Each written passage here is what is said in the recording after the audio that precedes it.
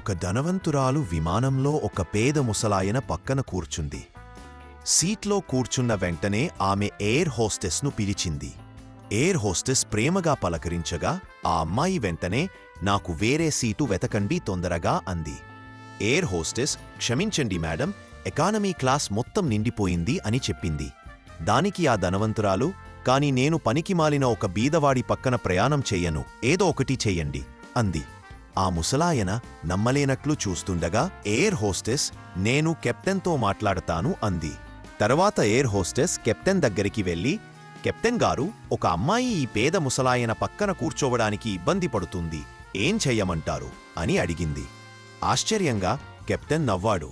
ఈ అమ్మాయి విచిత్రంగా ఉంది, ఇలాంటిది నేనెప్పుడూ చూడలేదు, నా దగ్గర ఒక ఆలోచనుంది, విను అన్నాడు. కెప్టెన్ ఏం చెయ్యాలో ఎయిర్ హోస్టెస్కు చెప్పాడు. అది విని ఆమె ఆశ్చర్యపోయింది. చాలా బాగుందని అనుకుంది. 10 నిమిషాల తరువాత ఎయిర్ హోస్టెస్ తిరిగి వచ్చింది. కెప్టెన్ ఫస్ట్ క్లాస్లో ఒక సీటు ఖాళీగా ఉందని చెప్పారు. ఇంత ఇబ్బందికరమైన వ్యక్తితో ప్రయాణం చేయాల్సి వచ్చినందుకు ఆయన క్షమించమన్నారు. ఆ అమ్మాయి సీట్లోచి లేస్తుండగా ఎయిర్ హోస్టెస్ ఆ పేద ముసలాయన వైపు చెయ్యి చాచి, క్షమించండి అయ్యా, కెప్టెన్ మిమ్మల్ని ఫస్ట్ క్లాస్కు రమ్మంటున్నారు, దయచేసి నాతో రండి అని అడిగింది. దాంతో విమానంలో ఉన్నవాళ్లంతా చప్పట్లు కొట్టారు.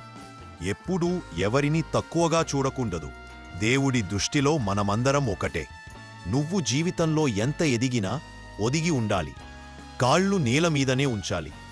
బాధాకరమైన విషయం ఏంటంటే సమయం చాలా త్వరగా అయిపోతుంది. సంతోషకరమైన విషయం ఏంటంటే ఆ సమయాన్ని నడిపించేది నువ్వే.